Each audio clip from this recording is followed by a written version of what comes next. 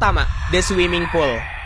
Ada dua orang player miskin yang bermain Minecraft tetapi hanya menggunakan launcher bajakan dan Aternos. Mereka bersama-sama membuat sebuah villa dan juga kolam renang agar mereka bisa merasakan apa yang jarang mereka rasakan di dunia nyata.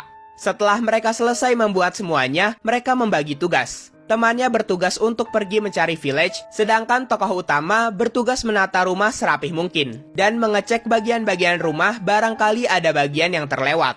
Saat sedang meneliti bagian-bagian kolam, tokoh utama menyadari bahwa ada beberapa bagian kolam yang menggunakan beacon, yang mana harusnya beacon gak bisa dibuat kalau belum pernah mengalahkan Wither. Jadi saat temannya pulang dari mencari village, tokoh utama langsung bertanya mengenai perihal beacon tersebut, karena temannya lah yang bertugas membuat semua bagian kolam renang.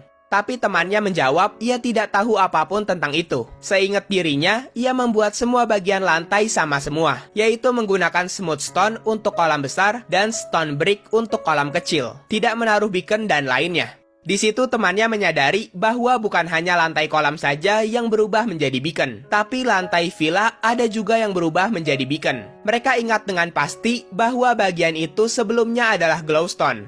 Saat mereka mengecek kolam ikan rumahnya, ternyata lagi-lagi terdapat beacon di sana. Daripada pusing-pusing memikirkan hal tersebut, mereka memilih untuk menghiraukannya karena menganggap bahwa itu adalah keuntungan bagi mereka, yang mana beacon sangat susah didapatkan.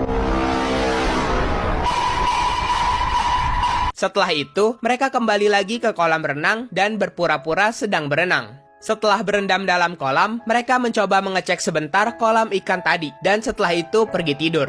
Tapi saat melewati bagian kolam renang, mereka menyadari sekarang semua glowstone yang ada di rumah mereka berubah menjadi beacon.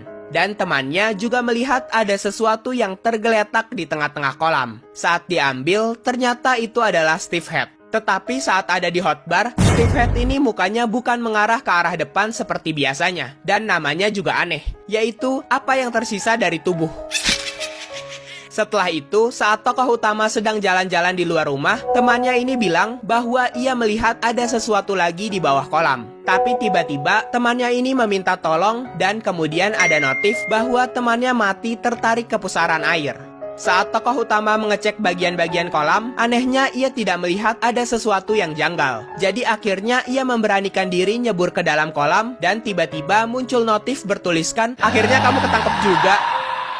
Dan kemudian player ini mati. Tapi di situ dia heran, kok aku matinya saat bubble oksigenku sisa 1 sih? Harusnya kan saat health barku habis.